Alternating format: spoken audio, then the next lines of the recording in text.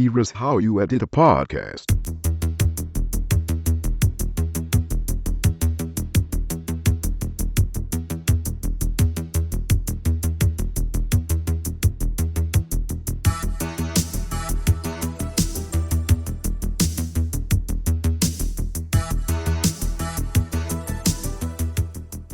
Hello and welcome to episode 69 of Chet and John's Reassuringly Finite Gaming Playlist. My name is Chet Roberts, with me as usual is John Denton. What? We're going to do what we always do, two top 10 lists, the games we've been playing over the past 7 days. Number 10s are the games we played the most, the least. Number 1s are the games we played the most. That's it, John, let's do this thing. My number 10 is a game, I think it's called 1,000 Snakes. I bet the best way to find it, I found it, someone tweeted it just before I went out, before we did the podcast. Best way to find it is probably to Google 1,000 Snakes. All I'll say is, it's a joke game. It takes probably about a minute to play, and it's got a very fine use of Bittersweet Symphony by The Verve. Play it, it takes a minute, it's funny. It made me laugh, but it might not make you laugh, but I'm an idiot. We need that. Okay, all right, at least it's funny then. I thought when you said Bittersweet Symphony and you said good, I thought it was going to be something... Oh, no. Like one of those types of games. Oh, good. Let's play for laughs. No, it's gags. All right, good. Very good. Okay, right, my number 10 is a game, or rather it's an art exhibit called ROM Check Fail. I've heard of this. Yeah, have you really? When I was in Berlin, I went to the Computer Spiel Museum, which is really popular apparently. Does that mean computer games? To play, I think Spiel means, yeah. So it's the video game museum. And yeah, there was this art exhibit by some Australian artist called Farbs, and it was on a small screen, and you had an old school joystick with like an Atari joystick. And the blurb said something about there's figures and elements from history and I'm mixing them to create accidentally generated mini-games. It's actually a really nice idea, but like a lot of the stuff at that museum, it's clearly made for people who don't play video games. It's just a bit of a novelty. Basically, a screen will pop up and it'll be a background from Mario or a background from Pac-Man, and in there will be a Space Invader or an Asteroids, or a Zelda will be there, or a missile command screen. Basically, it'll mix the characters or the actions of one game and put them in the background of another, and it does that every 5 seconds. So bang, you're Mario in a Pac-Man maze, bang, it's Missile Command in a Zelda land, bang. But if 5 seconds you can't do anything, you just about realise where the character is and you start moving it and then it changes again. So it's quite a neat idea, but it kind of pissed me off that I couldn't I mean, they're not really mini games, because if you had to get, if you were Pac-Man, you had to get your dot in, Space Invaders, that would be one thing, but yeah, you don't. It's a novelty thing that you look at for 5 minutes and go, oh, look, things are mixing themselves up. It's nice, but it could have been a good game. Shame. Yeah, that's a shame. That kind of misses the point of gaming. True that. In my opinion, but I haven't seen it. But yeah, that's cool that thing exists, I guess. Yeah, it was nice. It was nice to look at, discuss for 2 seconds. Yeah. Look at you going to Germany and going to fucking art museums. Who are you? Bring back Sam, that's what I say. Right, my number 9 is a game called A Second Chance. Again, someone tweeted this. I think it might have been one of the Idle Thumbs guys. This is a game on Newgrounds, but it's not like most Newgrounds games in that it's good. Basically, you play as a guy who is in charge of... You know the guy that says, Houston, we have a problem, in exactly that voice, in Apollo 13? The actor? No, but that guy. In real life, that guy, okay. whatever the hell that job would be, you're that guy. Okay. And the plot of the game is Armageddon. Basically, you need to send 4 guys with a bomb to blow up an asteroid. You're in the not missile command, like rocket command land or whatever the fuck you'd call it. And you have a bunch of commands in front of you on a console, and then in the screen in the background you can see little cartoon flashy versions of the 4 guys holding a bomb and a rocket, and you've got stuff like enter rocket, leave rocket, roger. You can do a countdown, launch, detonate the bomb, drill a hole, and the idea is to get them in the rocket, get them up into space, drill a hole in the thing. You can work. It's Armageddon.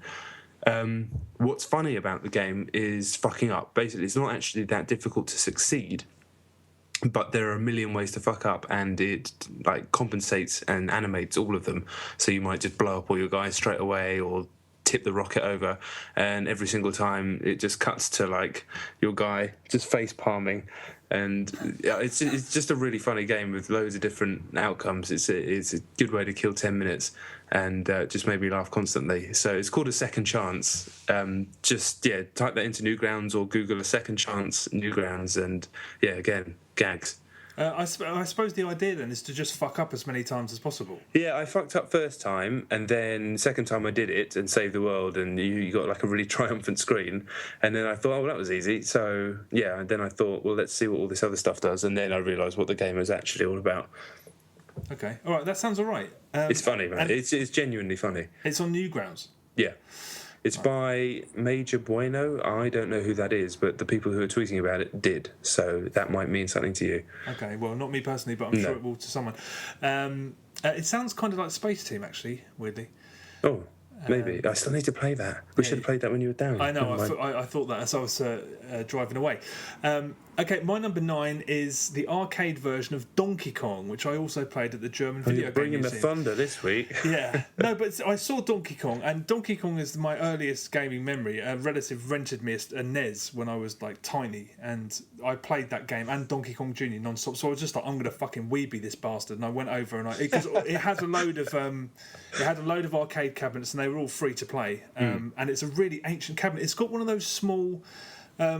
A really small joystick. You know how really hardcore professional Street Fighter players, they sort of put the joystick base in between their thumb and their forefinger and their middle finger, and then they put their thumb on top of it. Yeah. And they kind of seem to. I mean, that's how you have to play this. And I found that I had more control over it. It's strange. I'd never played a game like this, but it's. I know they make a big fuss about it in King of Kong, but it's so difficult. I'd completely forgotten how difficult it was. I mean, I also forgot it's only 2 screens long. But I did 3 laps. I did 2 screens 3 times, which is pretty damn good. It's still really, really compelling. It's still a classic, and it's. I wouldn't want to play it on a pad because it works so well on that tiny little joystick. It's What's great. the name of the crazy screen? The kill screen. Is that what it's called? The kill screen? Yeah. What, when they're walking around going, we're going to see a kill screen over here? Oh, yeah, that's 5 minutes. I'm pretty sure it's just called a kill screen. Twin galaxies up in here. Yeah, but it's remarkable that it's still as good as it is. Yeah, great. I loved it. I had that on. Was there like a Game & Watch version of that? I think I had that shit. Oh, it wouldn't have been the same sort of. Well, probably something. All right, Wiebe, calm down. No. All right, I don't have anything to say about Donkey Kong. Right. But brilliantly, though, my next game is a game called Chimpact, which... I like and it. now you can see why I downloaded it. Yeah. I was actually looking at what was coming out on 3DS, and I was scrolling down a list. It might have been on IGN or something. And there was this game, Chimpact, and I thought, I bet that's on iPhone because it's got a stupid enough name. And lo and behold, it was. It was actually a free version. It's a Chillingo game, and it has that same thing you've talked about before with a lot of Chillingo games where everything's in place, but it just lacks a little bit of flavour. Yeah. But you're a monkey, a chimp, I should say, and there are vines. You're going upwards, and you ping down on the vines, kind of almost Angry Bird style, and propel your chimp upwards, and he has to collect bananas. Every time you do collect a banana, a little trumpet sound plays, and it's a bit like Johnny Briggs. And then, you collect diamonds, more diamonds, opened up more levels. It was a really simple iPhone game. It isn't brilliant, but it's fine. It's got an amazing name. It doesn't quite live up to the name, and the monkeys aren't funny enough. They're kind of shit. Oh. Yeah, and when you're dealing with monkeys, you've got a lot of potential to be funny. So you need to use that, as far as I'm concerned, especially with a name like Chimpact. Yeah. Yeah, they shot themselves in the foot coming up with a title. They went too hard. Yeah. I admire them for coming up with a name at some point and then deciding to build an entire game around it. But still, yeah. Kudos to whoever came up with that, though. He should be promoted immediately. Yeah, I second that. Absolutely. Okay, my number 8 is the final game. Well, I played many games at the computer museum, but this is the last one on the list, and it's not really a game. It's more of. It's not even. I don't even know what it is. It's called Painstation. My God. I can't remember at the end of last year when we did our top 20 list of the year, whether we imposed rules on ourselves and stuff. But if we're a bit lax about it, this is going to make the cut in my top 20 games of the year. I didn't catch. They were very vague about who created it. It's another art exhibit stroke video game, but we got there and it says please get somebody to speak to. You had to go and get the attendant before you were allowed to play it. Right. And as soon as she came along and she reached inside it, because it looks like it's basically a huge box that looks almost like a green metal safe. She reached inside and pulled out a contract that we had to sign saying we wouldn't sue them. And as she was doing this, I was like, okay. I looked at the hold on, let me have a look. I looked at this sign that was on the wall, and this is what it says. Look, I put this on Twitter, but if you didn't see it, this is what it says.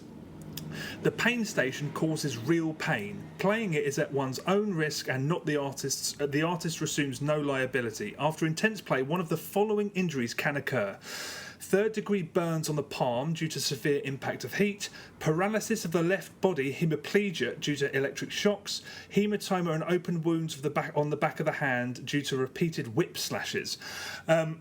And as everyone was, me and Tom and Zeno, they were started to sign this contract, and I started to break out in a sweat, and I was like, if anything's going to kill me, we just spent 3 days out on the piss. I hadn't slept. I was like, the electric shock's going to give me a heart attack and I want to keel over and die in the fucking computer museum. And then the girl looked at me, she was like, it's not that bad. But part of the brilliance of it is that it actually is that bad. Basically, two players have to play it. You stand on either side of the box. You place your left hand on a panel and your right hand you use a knob. Basically, in the middle of the screen is Pong. As you play Pong, you start normally, you're just playing Pong, and then boxes start to appear behind your paddle, different colours. There's green, red, and blue. So the idea is it's like the wall behind your paddle. As soon as you let a ball go past, it will hit one of the colours, and one of three things will happen. Either the panel will heat up like a hob, like an oven hob, under your hand. A piece of metal tubing will repeatedly whip the back of your hand, or you'll get a small electric shock. Part of the fun of it, I say fun, first of all, it's the anticipation, obviously, because you're playing Pong and you know that something's coming. But also, it's the incredulity, because they actually hurt, all of them. But what happens is there are these collectibles that you try and avoid, but inevitably you hit them, and then the ball goes faster and faster and faster until you just keep getting the shit beaten out of you. The most worrying one is the hob, which just, I mean, after you get hit by that twice on the bounce, you can really feel your hand starting to burn. But I'm not making it sound hilarious when it really is hilarious. We were in absolute fits. I actually took a video. I might put the audio at the end of this podcast just so you can hear it. Because everything descends into just absolute hysteria. And we played. I mean, as soon as we left that museum, we all just said we should have not have left, and we could have just stayed playing that all day. The only thing I will say is that I'm not 100% sure the electric shocks were electric shocks, because I never got shocked. Right. But Tom suggested that it might have been. You know how those arcade machines say 1,000 jolts instead of volts. But nevertheless, they got shocked, and they didn't look like it was pain-free. But God damn it, it was the most entertaining thing we did the whole weekend. No offence to the people I went there with, but Painstation. I don't know whether there's more than one. I don't know whether they tore that around. I don't know whether anyone will get a chance to play. What city was it in? What city? It was in Berlin. And I didn't see, again, the panel wasn't there that said who created it, but and there was a dodgy plug. She just plugged it into the mains, and looked like the wires were about to come out of it. I thought I was going to die. But if there's ever an opportunity to play it, Google it. Maybe there's one in London or something. But Painstation, hilarious and brilliant. Just a genius idea. I haven't sold it very well, but if you can find footage online, yeah, that sounds good. Well, it sounds like hell, but I want to play it. No, but I was in uncontrollable. We were all three of us were in fits of laughter. Everyone in the museum just started gathering around and watching us play it over and over again, because the punishment is funny because it's so severe. It is actually really quite severe. But yeah, sorry. I think I've done a shit job of explaining it, but there's bound to be videos online, so have a look. It's brilliant. Yeah. All right, that sounds good. That sounds fucking good. My number, what am I on, 7 is, it's not as funny, but it's probably just about as painful. Marvel Heroes on the PC. Oh, yeah. Oh, man, right. So this is a free-to-play game. It is a Diablo-style hit everything, top isometric, top down, whatever, hit everything game, pick up loot, do whatever. How it works in free to play is that you can get one of 5 characters for free. They had Daredevil, The Thing, I think they had Storm, Hawkeye, and one other that I've forgotten. And you can buy new heroes and new costumes, whatever. I chose The Thing. Yeah, at its basic premise, it's fine. Marvel guys doing Diablo. Yeah, all good. The problem is, there's just no game. There's no game here whatsoever. You just walk around and click on baddies, and your bloke will just go up and hit them, and then you can right-click and you'll do a different move. Then eventually you'll fight someone you recognise, like the Green Goblin, and then he'll drop some loot, and then you get the loot, but it doesn't really, it's not like anything interesting's happening. You're not really... There's skill trees, but all you're adding to is just boring moves. There's nothing to it. There's just nothing to it. It's so boring. I thought maybe this is going to be one of those games that if you're really tired or hungover or something, and you've just got no mental capacity, you can just kind of slug through it. But even then, it'd be a struggle. So after that, I was like, fucking hell, that was dark.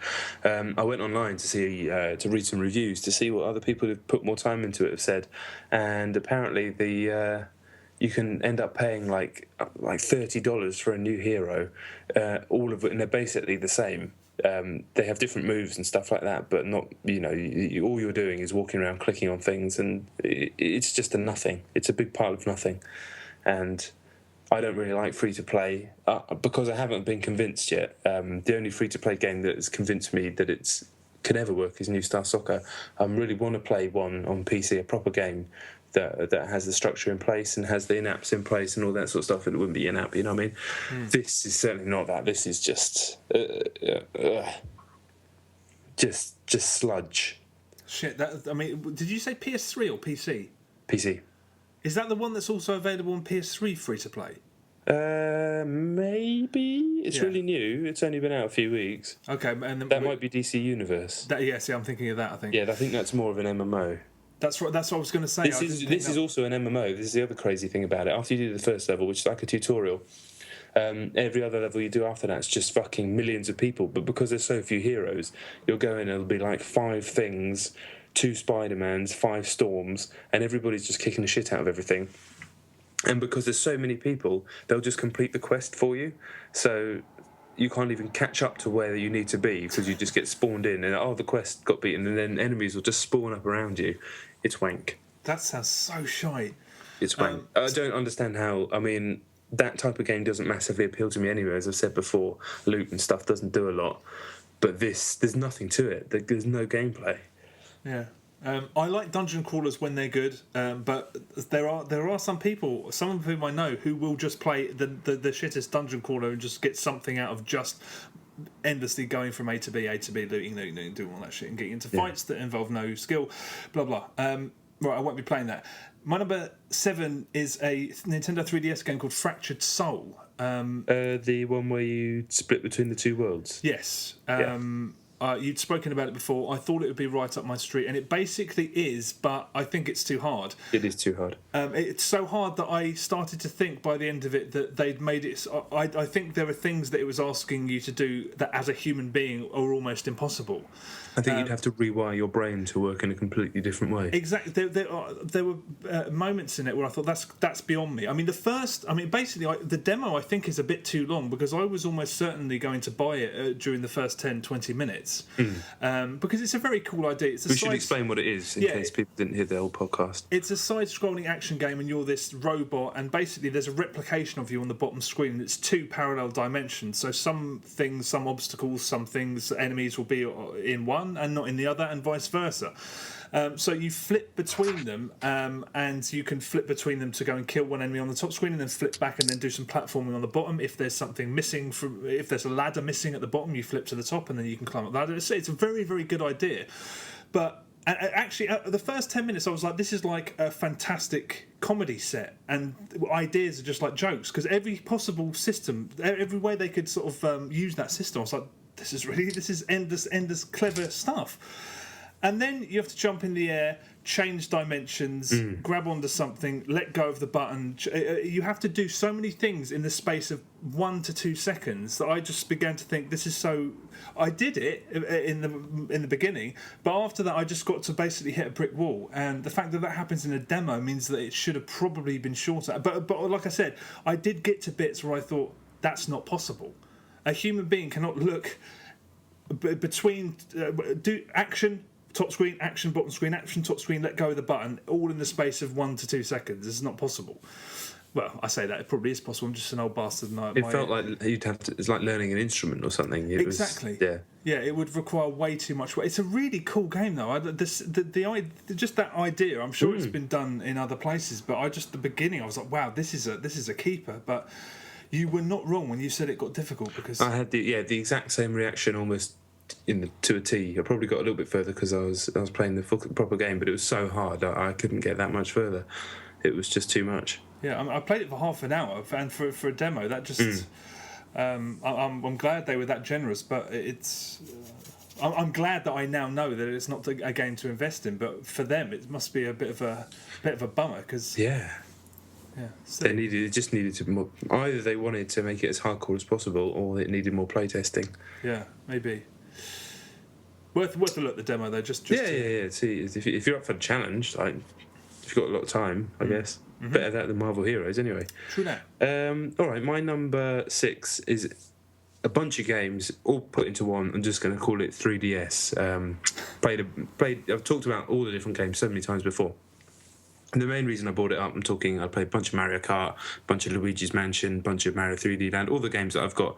And it's amazing, I've had these games for ages, and they're kind of timeless, and you forget that about Nintendo stuff. I mean, so many games are kind of transient these days, and they cost what they cost, and then you play them, you trade them, whatever you happen to do with them. But these games, there's no reason to get rid of them. And Mario Kart, Mario 3D Land, I've had for probably, when did they come out? Ages ago. It is ages ago. I'm trying to think. Yeah. And every time I put them on, it still feels completely fresh. I played about an hour online on Mario Kart, and it was just great fun. It doesn't feel like I've got the most out of it. I've got through that one. I'm on to the next game. It just feels like this thing that you can just have. And I played another Nintendo game. I'll talk about it later in the list, and that kind of felt like that too. And it gives you an appreciation for how good their best stuff actually is in a kind of from a longevity point of view. It's no wonder that they managed to... They're the only games, aren't they, that manage to sell constantly. Yeah. Every other game has the big peak and then just dies off, but their games they can sell all year round for years. And that's why it is kind of amazing. And I'm really into the 3DS at the moment. I still want that big boy, but I'm enjoying the just going back through the old games, playing them like an hour at a time here. I'm getting through them steadily. But there's no reason to get rid of any of the stuff. It's just an awesome machine.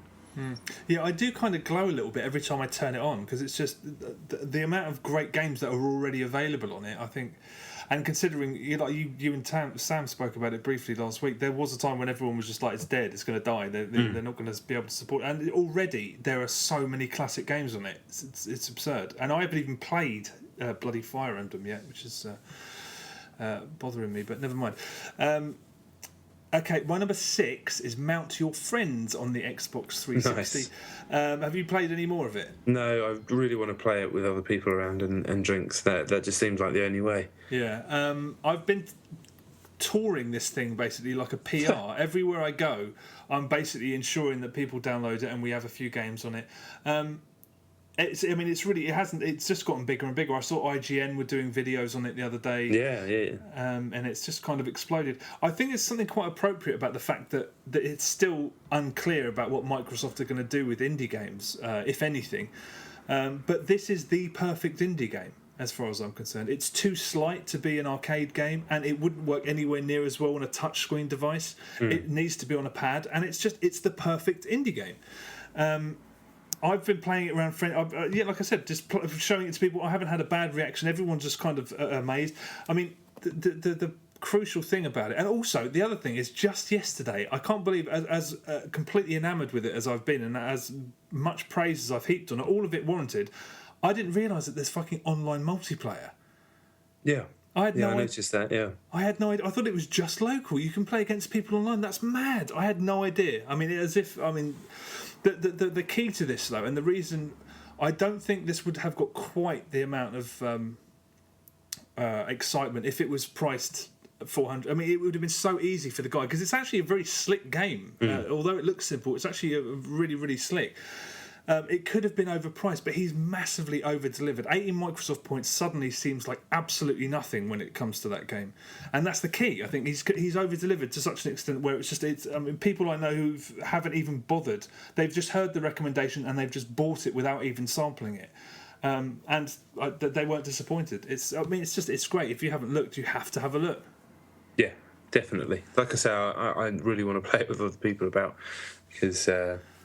You could just tell straight away, especially after your recommendation. But it has blown up massively. Yeah, it deserves it. Totally deserves it. Yeah, mount your friends. Mount your damn friends. Right, from the sublime to the ridiculous, or the ridiculous to the sublime, I should say. My number 5, I went back to Metro Last Light. I told you I'm crawling through this game. I'm crawling through it. But goodness me, the bit that I played... it's probably about 2/3 through the game, I think. You get back outside after a bunch of stuff underground, as most of the game is, and this incredible sequence in the marshes is one of the best levels I've ever played in any shooter. Like, it really, really reminded me of stuff in Half-Life 2, but looks fucking mustard. Really scary. Basically, you have to get from one part of outside to the other. That's the worst description of all time. But there's like a clear landmark you need to get to, but it's marshes, and if you go into the water, you crash underneath, and you get this amazing view under the water of all the reeds and stuff. And it's actually kind of like, you know, that scene in Lord of the Rings where Frodo falls in and those weird monsters pull him down. Nope. People know what I mean. There's no monsters pulling you down, but it kind of reminded me of that. There are, however, monsters coming out of the marshes, these fucking weird, long-legged mutant things, and then you can constantly hear the woof, woof, woof of the flying ones coming overhead, and if they come too close, it'll grab you and pick you up and take you to another part and drop you in the water. And you've only got a small amount of gas, so you're air filter, whatever it is, frantically trying to get fuel so you can fill up this mechanism to basically get on a mechanised raft thing, a gondola or whatever, and get across this very thick bit of marsh so you can get to where you need to go. It's like hauntingly scary, so atmospheric. It's the best part of the game so far, and there's been some brilliant parts of that game. I think that game, still haven't finished it, so I shouldn't say this, but it does seem to be, in my opinion, it's underrated, because so far 2/3 has just been almost faultless. It's not incredible.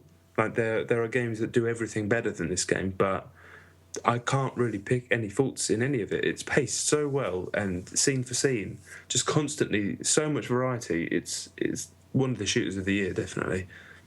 Shit. I mean, is there word on how the Xbox 360 port is? I haven't heard a bad thing about it. Okay. Like, it looks stunning on the PC, and I've actually whacked up the visuals a little bit higher and lowered the frame rate a little bit. This is a real fucking boring thing to say, but I mentioned it on Twitter and got a few replies. Basically, everyone bangs on about 60 frames per second, and 60 frames per second is obviously really smooth and it's nice.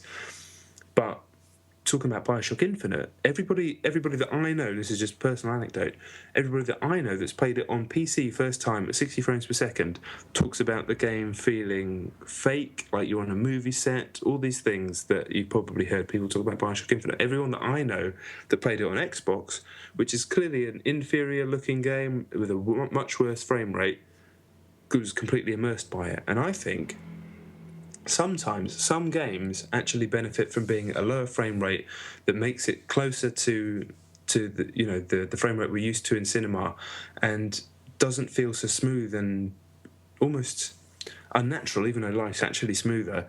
When I put the graphics up higher on Metro and the frame rate dropped to 30, it was still nice and smooth, but it wasn't as like soupy smooth as it had been, and I actually found it way more immersive. And it's really interesting because, everyone that I know that's played BioShock first time on PC on a good rig has said that. And and nobody has said that who's played it through on 360, like yourself, me, our good buddy my good buddy Simon, I should say, Samuel, who was on last week, David Turner's. Everybody's played it on Xbox absolutely loves it. So I mean, it might just be coincidence that I'm saying that, but it's just something I've thought about. Okay, that's weird. I haven't heard anyone saying those things, but that sounds like what people were saying about that 48 frame per second cinematic version of The Hobbit. Exactly. That's our listener Martin replied exactly that. Yeah, that's strange. I hadn't heard that at all, but yeah, interesting. Yeah, I think if you're from a PC background, it's all about the frame rate, and I get that it is smoother. It is smoother, but I'm from a console ports or console versions have always been, or recently anyway, they seem to get as many flourishes and bloom effects and everything that they can, knowing that they're just going to hit 30, and they'll lower some of the detail. But I'm used to that, so maybe that's why I find it more immersive. I don't know. It feels too much like a computer game when it's on 60 in certain games, but I think that's perfect for multiplayer, perfect for fighting games and whatnot. But who knows? But it certainly made a difference when I switched it down on Metro. Isn't 60 frames per second only beneficial if you're playing competitive multiplayer online? It's just a general level of smoothness that it is just noticeably smoother than it is twice as smooth, right? Oh. So there's no doubt that because on PC you can like alter it, and you've got the frame counter if you want it, all that sort of stuff. There are situations where you can literally change it to double the frame rate, and you can see how much smoother it is, and it's just a personal choice. But like the kind of general accepted wisdom is that 60 frames per second is best. That's what you want. That's the holy grail. Blah blah blah blah. 1080p 60 frames per second. That's what the new console should be delivering. But I don't know. I think 30 for some games, the right games might just be better. Okay, I know nothing about that because I thought it was all to do with competitive stuff, just reaction times and stuff. But I don't know. Okay, my number 5 is a game called One Finger Death Punch on the Xbox 360. It's an indie game. It seems strange that it's come so quickly after Mount Your Friends, but it is another absolutely belting indie game. I can't speak any higher of it. I mean, it's not quite in the same league as Bleed and Mount Your Friends, but it's comfortably in the top 5 or 10% of all of the indie games I've ever played. It's a rhythm action game, but it's not set to music. It's very reminiscent of stuff like it's reminiscent of Rock Band Blitz, strangely enough. Basically you're a guy, a stick man in the middle of the screen, and you only ever use 2 buttons, X and B. Basically enemies come from the left and they come from the right. X, and as soon as they step within a certain range of you, you press X or you press B and you punch them either way. As the game says at the very beginning, you cannot button bash. The second you press a button out of... So every single button press counts. And it starts out and it's quite nice. It's like bang, bang, bang, bang, bang. And then enemies start coming out, and as soon as you hit them, they immediately bounce around the other side of you. So you have to bang, bang, both buttons. And then there's enemies who have numbers underneath them, and that's how many times you have to hit them before they go down.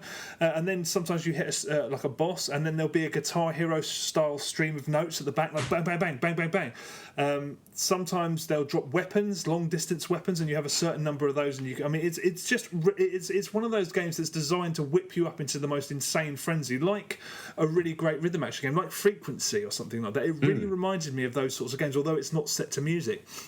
And then there's other little panels that have different button combinations that you have to press really quickly. There's skills, so you can get a certain number of weapons, or if you get 30 kills, 10 seconds, the enemies are 25% slower, 40... It's an obscene amount of ideas and content, because there are hundreds of levels. There's all sorts... Well, there's definitely 2 different gameplay modes that... How best to describe... I mean, I think I've done a fair enough job. I mean, it's literally... Yeah. 2 buttons, it's a fighting game, and it's just relentlessly good. I mean, it's spectacularly good. That sounds really good. Is it 80 points? It's 80 Microsoft points. Again, it's just over-delivering value. I mean, it's like a nothing purchase because it's that good. I mean, you can tell from the trial. Just try the trial. I'm complete. I mean, it's so strange that it's come so close to Mount Your Friends because that felt like the last great game on the indie games. But this, I'm telling you, if it sounds like the kind of thing you like, if you like fast and frantic, particularly rhythm action games, because literally you're just hitting two buttons. But the amount of mileage it gets out of that, and the amount of clever ideas it brings to the table. But by the sort of 10th, 15th, I mean they're very short levels. So I'd say the 20th actually, I think there's 280 or something like that. By the 20th level, it becomes so frantic and frenzied, but so much fun. It's brilliant. Incidentally, One Finger Death Punch, Mount Your Friends, and Bleed. Do you know what they all have in common? You like them? Oh yeah, there's that. But they're also all from Canada, all developed by Canadian people. That's strange. There's something in the water, clearly. But yeah, One Finger Death Punch, Xbox Live indie games. It's terrific. It's not for everybody, but if you like, if you like the games that are designed to just batter your adrenaline gland, then just get it. Yeah, that sounds good. I'm going to get that. Good. That sounds fun. One Finger Death Punch. All right. It's pure glee. That does sound good. All right, my number 4. A game I've talked about a billion times on this podcast is Hotline Miami. It came out on PlayStation this week, PS3 and Vita. So for some reason, I don't know what it is, that game has its hooks in me somehow. I ended up buying it again for Vita, and yeah, it's probably the best version. I had my worries about how it would work with the change to twin sticks. To change, two twin sticks from mouse and keyboard control, but it's actually way better. The movement was always going to be better on a stick than on 4 directional keys, but I was worried because you kind of click on the enemies. But as you get better at Hotline Miami, a lot of it is actually melee combat, and all the shooting stuff you tend to lock onto something or just aim in one specific direction, like aiming through a door and enemies run at you. You can still lock onto stuff on the Vita by using a touchscreen. You just drag it, find someone, tap, and then you'll lock onto them. So yeah, it works absolutely fine. It looks great. It's the best it's ever looked. It really pops on that screen. The screen's great for that style of graphics.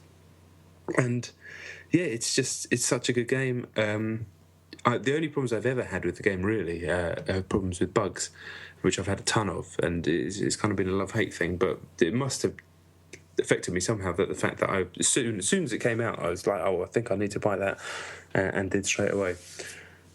I can't really add much more beyond that because I've spoken about the game so much before, but it just kind of feels weird to play a game so... I mean, it's a grubby game. It really is. It feels like it belongs, like something that you drudge up by looking in the wrong place and on the PC, and you've got this grubby ass game. And the fact that it's on a proper console on a shiny screen with proper controls and stuff just kind of feels weird because it's nasty. It's a genuinely nasty game. But yeah, that seems to be the direction that PlayStation's going in at the moment. You've had their what's his name? Yoshida, whatever it is. Shuhei Yoshida, is that the guy? The head of games? He's been talking about it all week, and it's front and centre on PSN stores, so they're pushing it really hard. It's kind of strange because it's pretty harsh game. A lot of drugs, a lot of violence, but that's it. They're pushing the indies so hard, and that's great. Yeah, indeed. So all of the worries that there were about porting it to a console, they have. I mean, I think, was it you or Dave Turner was saying that there's no way it wouldn't be as immediate without a mouse and keyboard, but they've managed to fix that, have they? Both of us, but I think when you first play it and you're getting your head around it on PC, you think there's no way it could be on twin sticks, but when you actually understand how the game is actually played at a decent level, you realise that the way you were playing before is actually really inefficient, and the way that you learn to play it works much better on twin sticks. So I've gone in now with a level of experience that I know how to play the game. I played the fuckload of it, but I think if you're going in without that experience, it would actually still work because people have experience. You'd be fumbling about in the dark in a different way than you do on PC. You'd be fumbling about trying to play it like Geometry Wars or a twin-stick shooter and getting your ass handed to you that way, instead of fumbling about trying to play it like a weird top-down FPS/dungeon crawler. Yeah. Which either way you're fumbling about in the dark, and either way you're going to have to hit restart a billion times because that's the way the game's structured. But please get it now. You can. You'll love it. I know you'll love it. How much was it? It's 674. Fair play. You've only played cross-play. You've only played it on the Vita, not the PS3. Yeah, it is cross-play and cross-save, but I haven't downloaded it. I haven't yet. Okay. I've only got it on Vita. Okay, fair enough. Okay, that's and the sequel's coming too. Yeah, no, I heard about that. Is it? Have they released screenshots? Is it exactly the same? It's the same gameplay, but I think it might. It's really clever. It's like a lot of it's set as a film set, and then it's all about the followers, the copycat killers or something. It just sounds really clever. But to be honest, if the gameplay's there and the music's there, and apparently the new music and the new one's amazing, then that's all that matters. Okay, sweet. Okay, well, no, I've needed an opportunity, so I'll pick that up. I think you will love this game. Cool. Okay. Especially if you can go into it with none of the bollocks that I've had, because I've had no issues so far on Vita. It's clean. Sweet. Sweet as in that. Okay, I'll do that. My number 4 is Mirror's Edge on the Xbox 360. I've spoken about it a couple of times because I'm trying to get through it. I made the mistake of thinking that I could get through it on hard. There's 2 achievements. One's for completing the game on hard and one's for doing the entire game without shooting anybody. I'm almost certain that they didn't envisage that people would try and do those 2 simultaneously, because it's basically impossible. I say basically because I've just got past a bit that I spoke about last time, where I got to a garage, and basically you have about 6 or 7 guys shooting at you, and on hard you die after 2 bullets, sometimes 1 bullet, sometimes 1 melee hit from them will kill you, sometimes 2. It's clearly you have to get.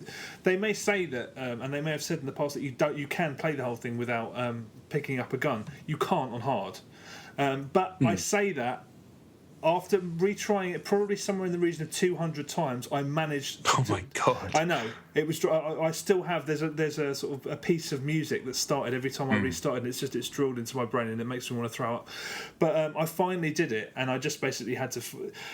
You can't. They can't have intended. It's basically they didn't playtest that. They never thought about the eventuality of someone doing that. I can't believe, because it's pure accident. The way I did it 10, 15, 20 times the same way. And died every time, so it was just pure luck that I did it. But anyway, it's still I still think very highly of it. It's such a damn shame that it does descend into this action game at the end. But the fact that I have got past it means that I am going to continue. Although at one point I got so frustrated I just started shooting people, and I hope that the save doesn't take that. Not that it will matter at the end. I just want to get to the end now. I'm basically in the final 10th. I think I just want to get to the end. But yeah, I was just so goddamn happy to see it appear at E3.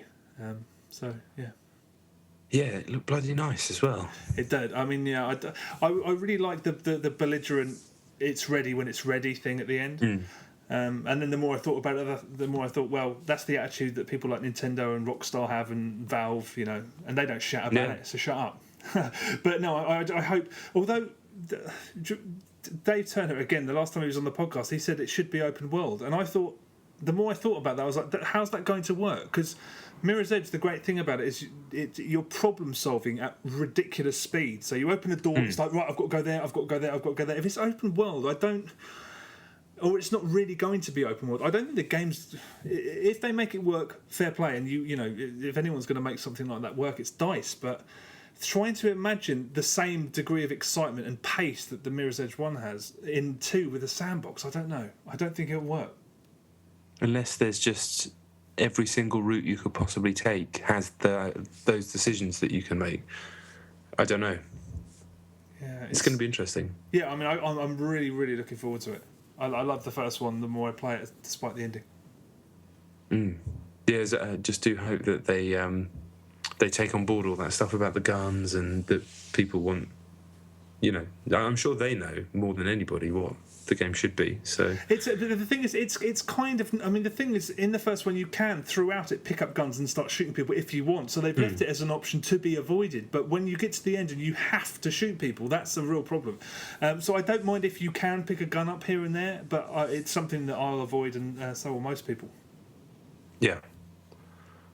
All right. My number 3 is Animal Crossing New Leaf. I talked about it last week with Sam. I don't have a massive amount more to add to it. People that I'm reading on Twitter have got a lot further in the game than me. I'm just literally opening it up, playing it for about 20 minutes each day. My little boy absolutely loves it. He just wants me to go. All he cares about is picking apples. So I'm kind of past the point where you should be shaking trees down for apples and selling them for fuck all. But that's all he wants me to do. He's like, apple. I'm like, all right, mate. And then he's like, alpaca. Go and see the alpaca. And I'm like, I'll go and see the alpaca and I'll sell the fucking apples. I don't know what it is. It's a game about nothing. It really is a game about absolutely nothing. But somehow, through Nintendo's like almost effortless charm and some systems in the background that seem to be compelling you onwards, and seem to make these other little animals in your town feel like real people somehow, real animal people, it's really compelling.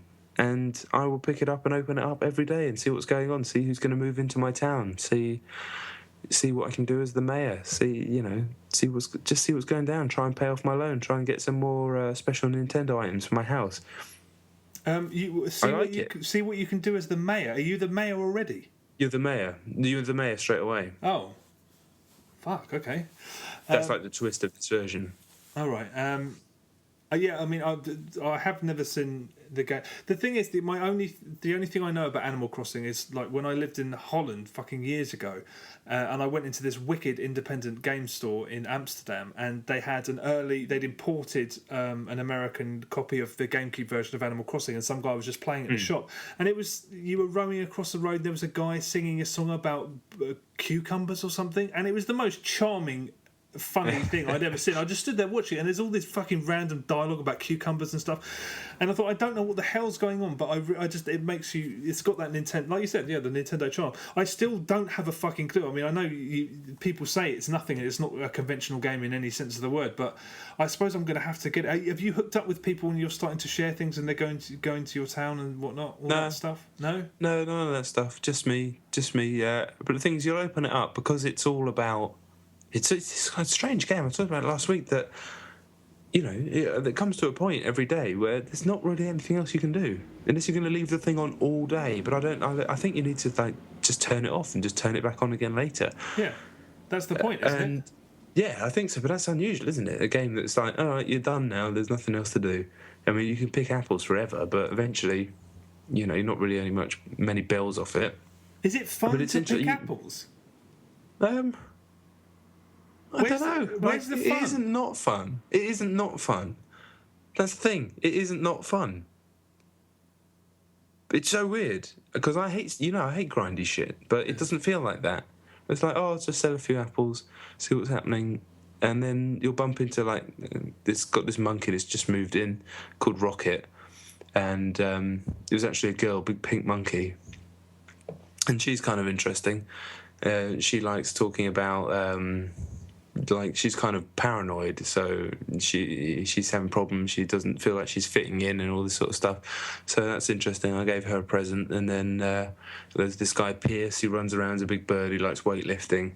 So you just bump into them as you're doing your things and have a chat, and they'll say something funny, and then every time you turn it on, there'll be a new plot of land that's opened up in your town. You're like, oh man, Tammy's going to move in. Who the fuck's Tammy? What type of animal is she going to be? What's she going to have in her house? Am I going to be able to share anything? And what am I even talking about?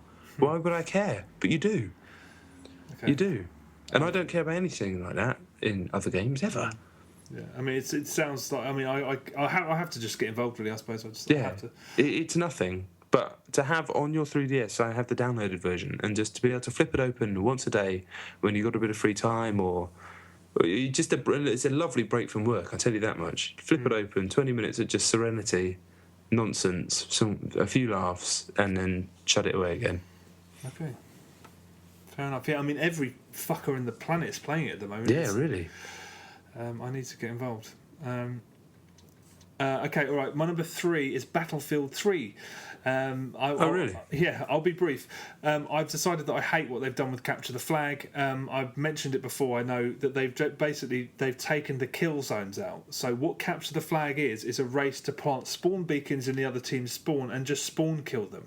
I know there are probably hardcore 60-year-old PC players who are like, but it's a completely new game. I don't care. It's really unsporting to do that. Every time you stop playing like that, I can't handle it. Why? It's like there are rules for a reason. The fact that they've created this free-for-all where it's inviting players to spawn trap, and on the rare occasion that you find a game where the other team aren't doing that, someone on your team will start doing that, and you'll just start rinsing and it's just no fun. I don't know why they've done it. Second of all, I never thought about this before, but they should have mixed Capture the Flag with the close quarters maps. That would have been pure gleam. Yeah, that's about it. Batters is all right. Batters.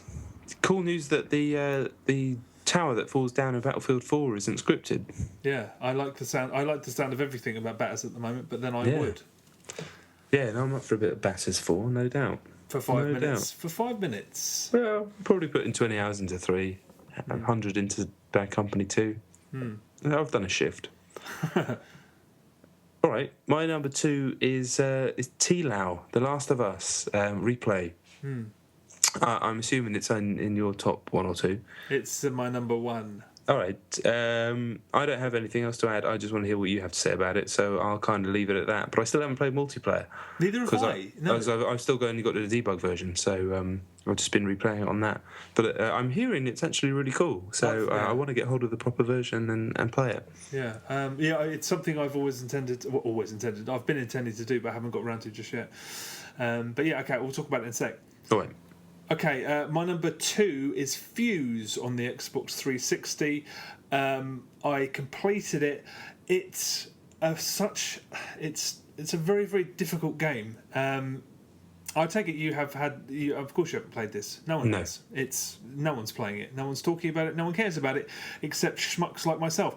The thing about it is that it could have been, as well as being what I am 95% certain is a genuinely excellent multiplayer game. If you come across people in years to come who've played this on 4-player, don't be surprised if they rave about it, because I have no doubt that it's a great multiplayer game.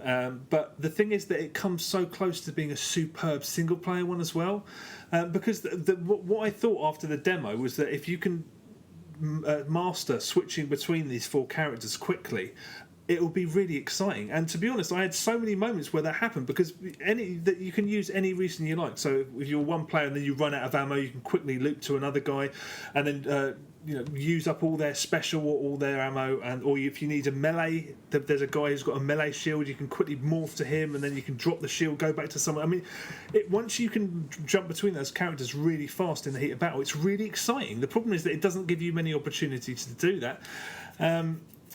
And there are instances where, particularly during the final boss battle, but actually throughout the whole game, where you'll get downed. And when you're down, you can't change people, and you'll watch your teammates running around in circles, ignoring you, or doing something, just completely oblivious to the fact that you're down. Occasionally they'll pick you up, or occasionally they'll pick up you first when another player got downed first, and if the player's clock ticks out, then the whole game's over.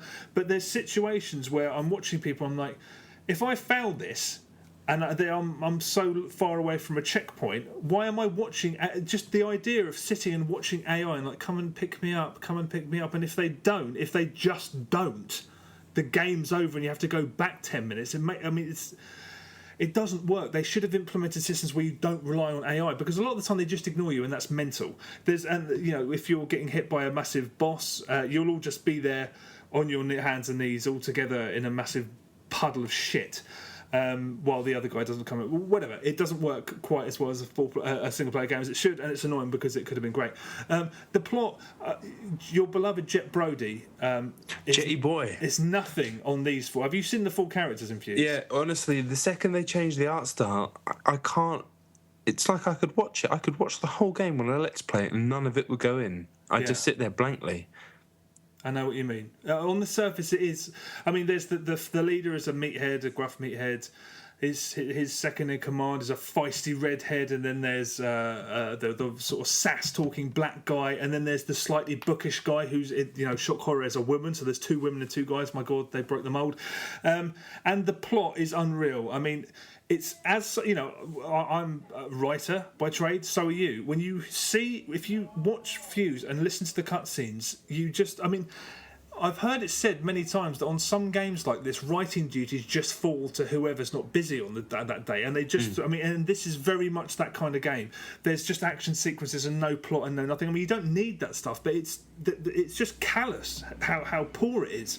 And there's bits where you're like, really? I mean, there's everything that happens you've seen before. It's strange though, because I mean, I assume it's different teams, but the Ratchet and Clank games are pretty like they're well written games, aren't they? They've got that kind of really nice surfer dude humour, and it's like I mean, they're not amazing, but no, the writing stuck out in those for me as well. It has less than no personality. It has so little personality that it actually made me quite angry. I mean, I started making a noise that I'm sure sounds like old. I kept making this noise because, like Buzz Lightyear when he's Mrs. Nesbit in Toy Story, because there are bits where I was just like, "Are you serious?" There's a bit where the bad guy is like, "I'm going to do this and I'm going to do this." Boom! His guy gets killed. What are you doing, second in command?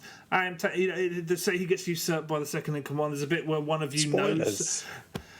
There's a bit where one of you knows something. We're all fucked. Maybe we're not fucked. You knew about this whole time? Don't fight amongst each other. I mean, it's a series of things that you've seen 3,000 times before, and it's not done with any kind of edge. It's not like they're saying, "Hey, remember this?"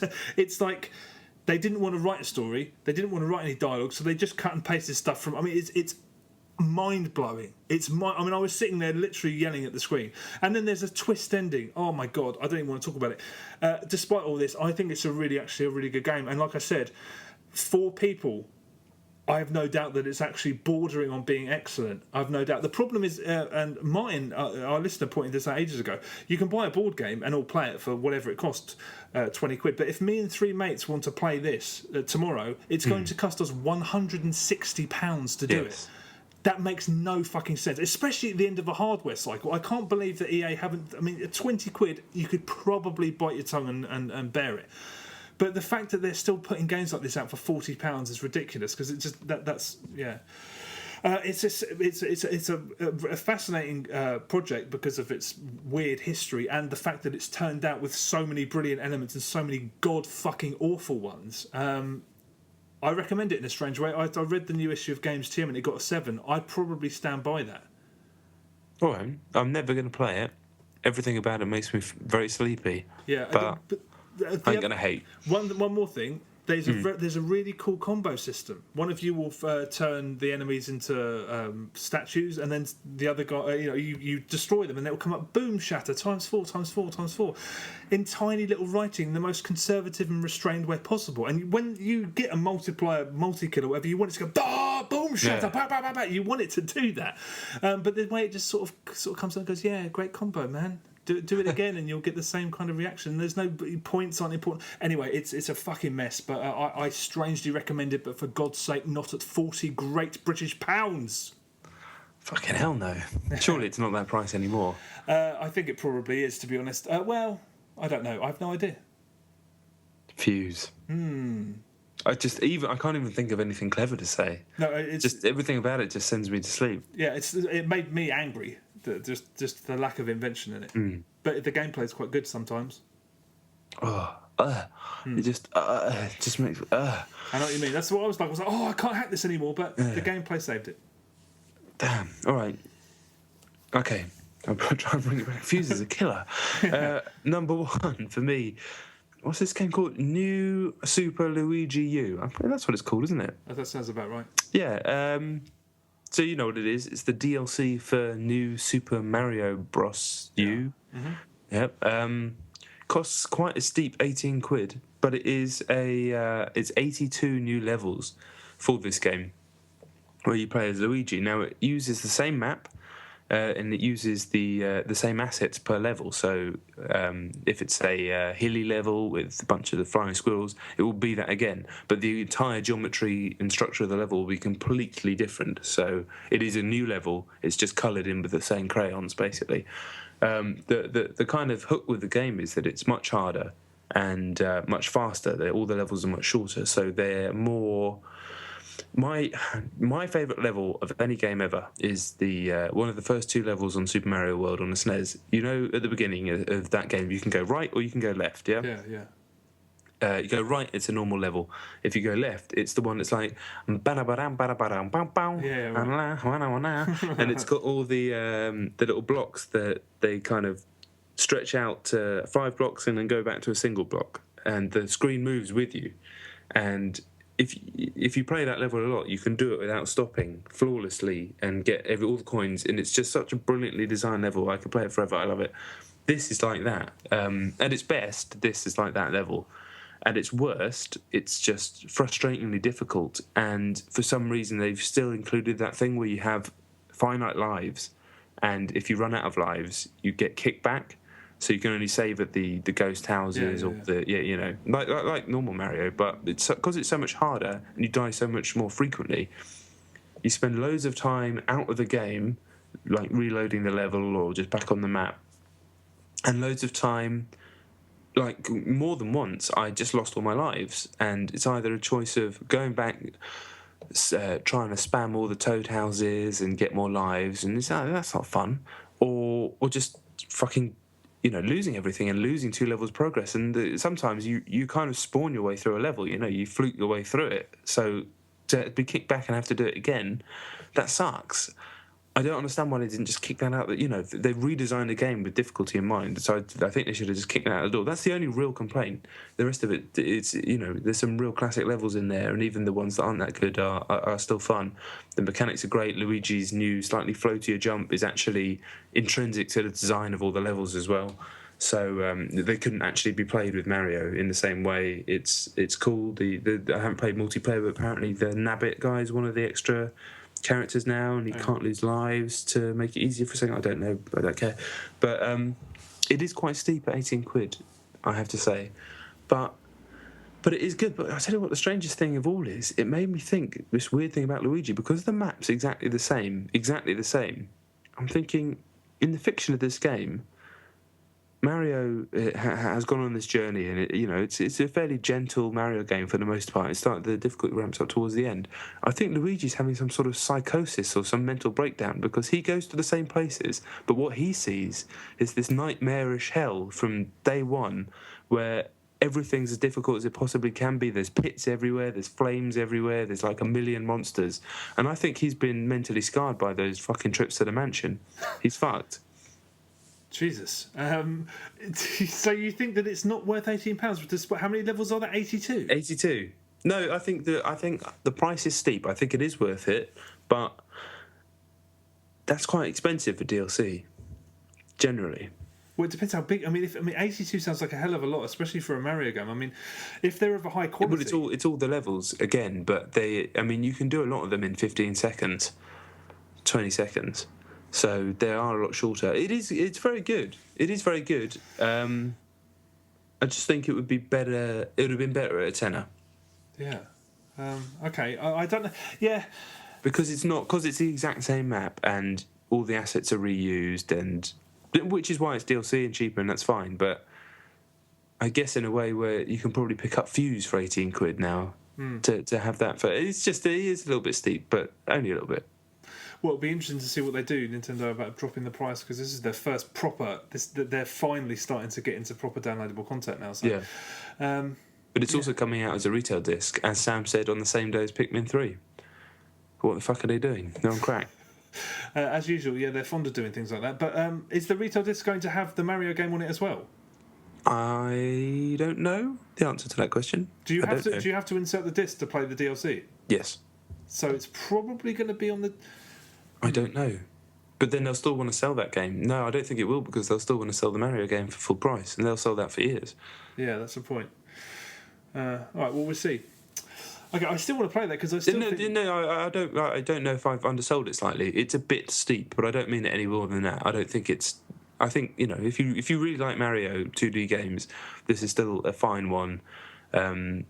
It does feel like that level in Super Mario World. If you like that, if you prefer the 2D Mario levels where it's constant movement, 2 out of every 3 levels are great. I wish they'd just kick the finite lives thing out the window. It just doesn't work here. It works fine in normal Mario. It's still annoying, but it definitely doesn't work here. I wish they'd gone more into him going mental. That sounds like He's really losing it. He's always getting lost, isn't he? And just getting stuck. Like in Mario Galaxy, he's always lost. He's just rocking in the corner somewhere. I feel sorry for the guy. Yeah, I do like Lou. I've got a lot of time for old Luigi. Yeah, I do. I don't think Waluigi exists either. That's just his alter ego. My number one is The Last of Us on the PlayStation 3. I finished it 3 or 4 hours ago. Oh, sweet. You got to the end. I did. I finished it, yeah. It is a complicated scenario, this one. And I think so much of it has to do with the critical reaction. As much as I've tried to put that to the back of my mind. So hard. It is. I mean, I actually would go so far as to say I think that it's impossible. Because I couldn't stop noticing things that were wrong with it whilst I was really enjoying it, and it's a sort. I think the 9 out of 10 that you gave it is absolutely bang on the money. I've actually been on dipping into a load of forums like Eurogamer and NeoGAF and stuff, and there are a lot of people who seem to resent the fact that it's got a 10 out of 10 because a 10 out of 10 has to be technically perfect, and The Last of Us isn't technically perfect. And the more I thought about it, the more I thought I don't know whether I agree with that or not. Because if someone came up to me and said, what's a 10 out of 10 game? The first thing, before I even have the chance to consider it, that would pop into my head is Vanquish. And Vanquish is perfect in almost every department. I was playing through this. It is a tremendous game. It's a brilliant reward if you've stuck by the PlayStation 3. It's a fantastic... I mean, Naughty Dog have... I think, on the whole, Uncharted 2 is the better game, but it's fantastic. It's a must-buy if you have a PlayStation 3. I couldn't stop noticing problems with it. It is a shopping list of things that are wrong. I mean, the thing is, if it's really working for you, you wouldn't. Those things don't matter, and they are insignificant. But the impulse to give it a 10 out of 10, I never crossed my mind. There is too much wrong with it. What like? Let me think. I mean, I'm amazed that I can't think of anything. I mean, there is stuff we've talked about where Ellie's constantly out in the open and stuff. That I turned a blind eye to that. That's just that's one thing.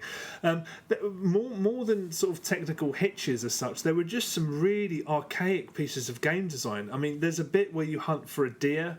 That's not really a spoiler. You hunt for a deer for food, and every time you fire an arrow at it, it moves, or it moves as you step over invisible lines that trigger it, which felt like I was playing a Super Nintendo game or something. If you walk over a line that you can't see, it'll do a runner, and then you have to run to the next point, and it just does a pit stop of these 4 same places. It felt like something from an ancient game. I mean, run up the hill, fire an arrow, it runs to place B. You run back to the other place, you fire an arrow, boom, and if you walk over the line, it'll run before you get the chance to shoot at it. I was like, that is old school rubbish. And in the second act especially, I don't care how artful the joins are.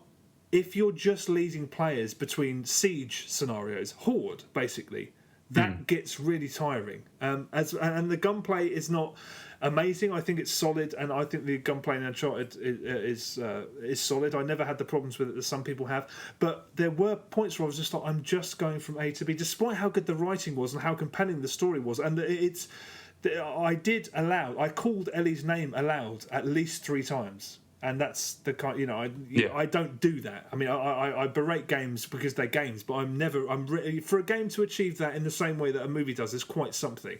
There was a plot twist, which obviously I won't reveal, where I really went, oh no. But it's basically a faultlessly engaging story, and it's a very, very mild gut punch. I love the exchange at the end. I love the way it ended. Really was amazing. I was like, wow, it's an excellent game. There's just things that really. I mean, the other thing is that it feels like a response to those people who always said that the Uncharted games sort of did too much for you. This is much gamier than those Uncharted games, and part of what animates it as a project is the difficulty, because it is unapologetic about what it is, and it is genuinely difficult. So it is, yeah. There were times when I'd leave it for a couple of days, come back, die. Oh my god, they've made it too difficult. They've misjudged the market. They've done all that, and I'd come out with all this bollocks, and then when you nail it, give it another 20 minutes to bed in. The bit I remember most fondly is when the first time you give Ellie a rifle and she oversees you, and you go into this area where there's like 9-10 guys. Yeah. Acing that and taking them all out without her ever having to fire a bullet. I was like, fuck. And at the end, when it builds up to the climax and you're basically on not a revenge mission, but you're so energized. There were spikes in it that were just as thrilling as games get, really. Yeah, absolutely. It's the problems I think are more. I mean, is it me or a PlayStation 3 owners a bit? If you're a PlayStation 3 advocate and you don't have another console and you go online to talk about the PS3 and the games, I honestly think there's a 30% chance that you're also a fucking lunatic. I mean, when the first time you talked about it, I put a video on our YouTube channel, a YouTube review, a video review, sorry. And before the game was out, some guy came on. He was like, "Yeah, 9 out of 10. Hey, not a bad score for me personally. It's a 10 out of 10." And it's just like, you haven't played it. These people are fucking insane. Yeah, I think it stems from a strange inferiority complex because it's been the lowest selling console, and that's the decision you make. And I've noticed it because on the job that I did for a while, I had to put everything up on N4G, that vile website. Yeah. And that seems to be where all the PlayStation 3 fanboys hang out. And they're fucking weird.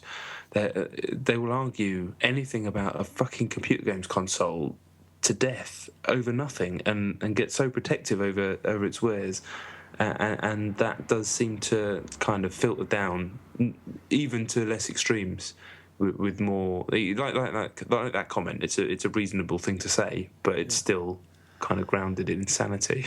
Yeah. Yeah, it's so weird. I mean, I'm sure what's his name from Polygon's been getting hate mail, like the guy from the AV Club did when he gave Uncharted 3 7 or whatever. Yeah. Because there is a reluctance to point out things. I mean, that's The Last of Us ends so strongly. The final couple of hours are just superb. That I could feel, and the use of music as well. I mean, the score is incredible. Yeah, I felt wistful and kind of melancholic the way you do after you watch a great movie, and you're kind of sort of exhausted but exhilarated, and that can sort of. I like to think that may have played a part in people giving it the perfect score. It's just this, there's bits. I mean, there's a boss battle in a burning building. I was like, really, guys? Are we going to do that for the millionth time? There's things in it that it's annoying because I have a feeling that if I hadn't have been bombarded with 10 out of 10 review scores, I probably would have turned a complete blind eye to most of these problems. Yeah. And I still think it's a fucking tremendous video game. I mean, really tremendous. And yeah, I mean, the 9 out of 10, absolutely. It's just I have real respect for how unapologetic it was, and when I left it alone and came back, and it was hard, and I was angry, and I was like, it's a game in which you'll die a lot, and if you're prone to finding that frustrating, this is going to bother you if you take breaks from it like I did. But there are bits when you have to embrace. The first time you see that mobile gun turret, the Jeep with the machine gun on the back.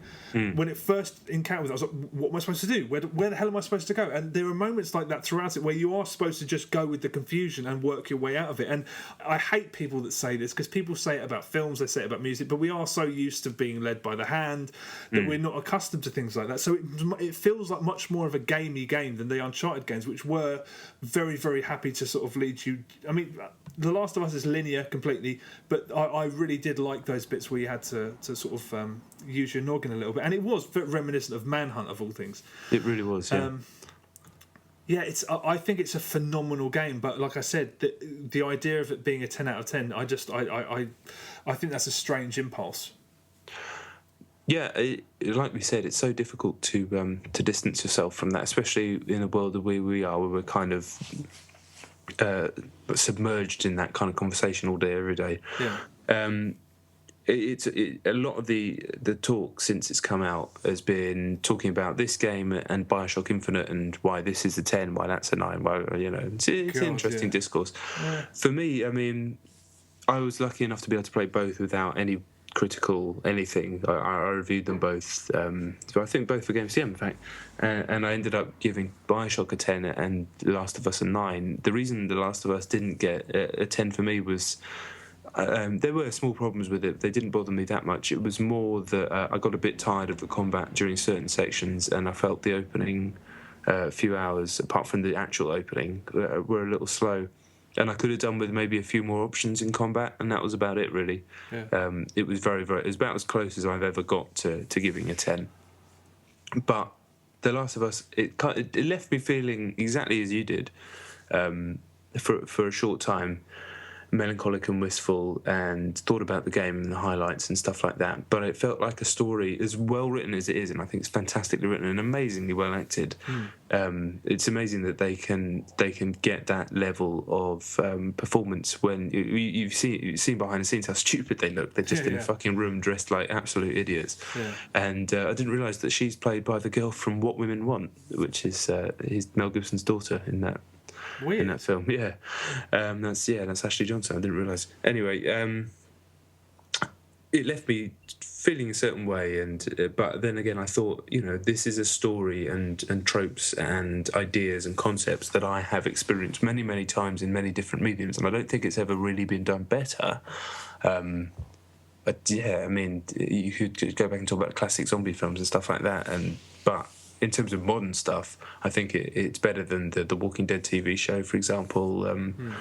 It doesn't go as far as the Book of the Road, but I think it's probably a more entertaining and engrossing piece than the film, because that film's it's very, very hard going. But BioShock, for me, left me asking questions about everything, from the meaning of reality to the meaning of relationships and parenthood and all this sort of stuff.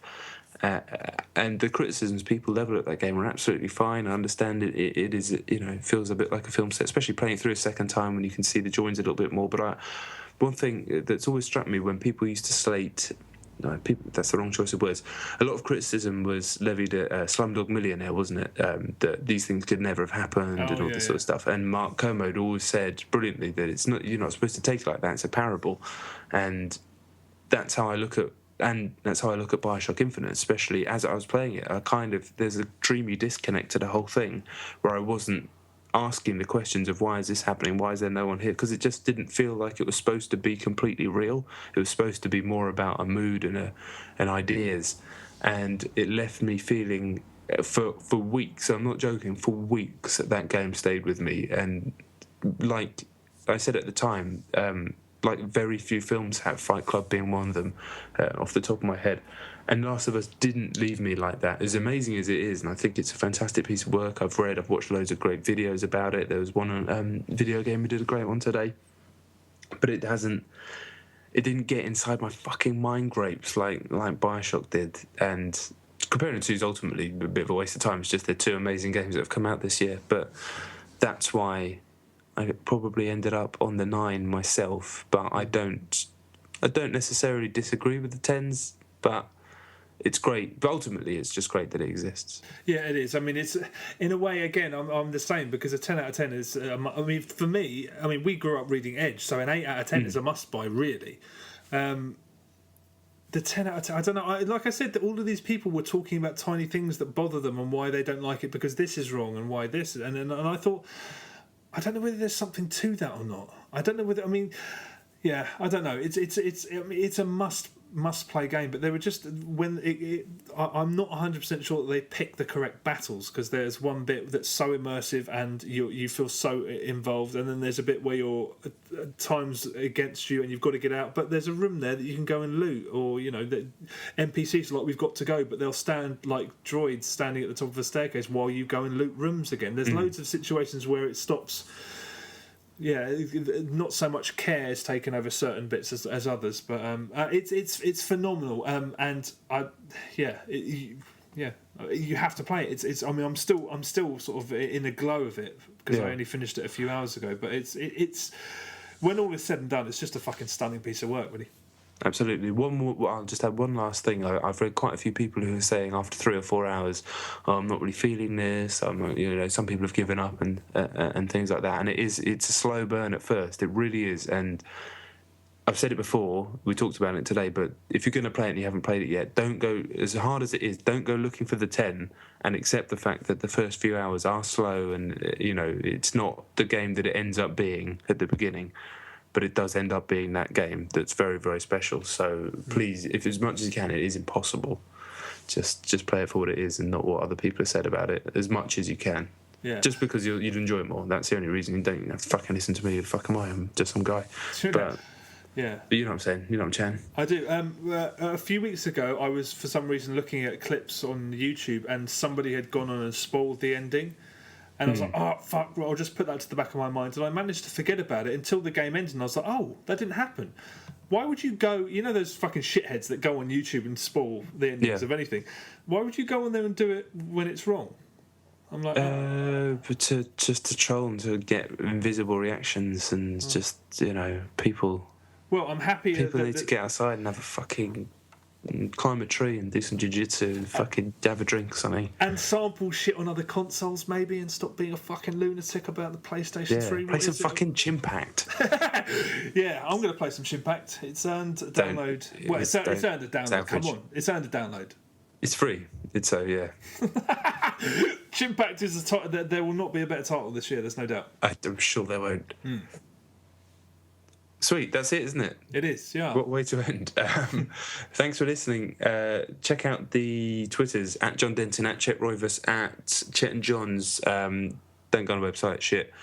Go on the YouTubes, Chet and John's. What else is there? Anything else? No, nothing. Download One Finger Death Punch, Bleed, and Mount Your Friends. Done. And Chimpact. Triple threat. Yeah, quadruple threat. And obviously, big thanks to Samuel Roberts, editor of Games TM, for stellar work last week and allowing us to have an E3 centric episode as well when neither of us were out there. So that was awesome. So thank you for that. And it brought a level of professionalism to the podcast that has been missing up until now. And also, fair play. I've only been to E3 once, but it took me a week to recover because you just fucking run down, you're knackered, you've all got the same cold, but he sounded remarkably with it because it's straight in. He'd only be back a couple of days. Powerful. And but big thanks to your son, who edited his first podcast. He edited last week. That was his birthday present. The opportunity to do it. Yeah. He did a great job. Don't hate. No. All right, laters. See you later.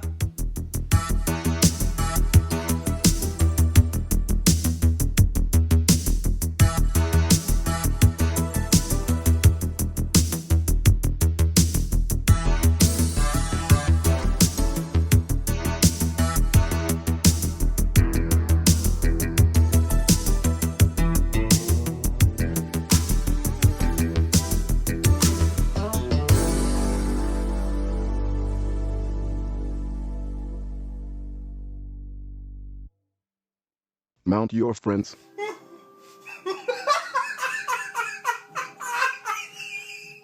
Get on the fucking goat. This is fucking class. That you stick as soon as you touched it. You stuck. What's the objective? To get higher than Yeah, you got to get on top of me. Yeah. I won't stick to you, will I? No, just whip one of your limbs right round, like fling it round on top, like grab the Y, that's it, and then.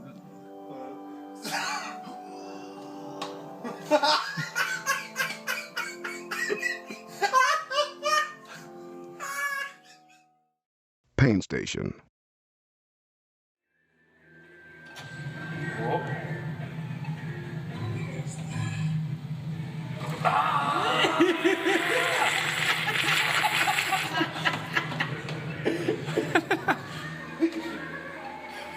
I've never been much good at pole.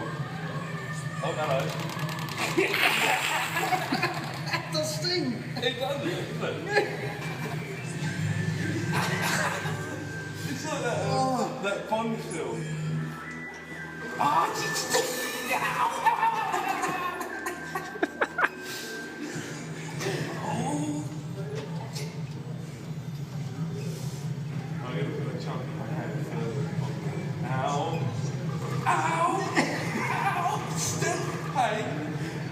Stop!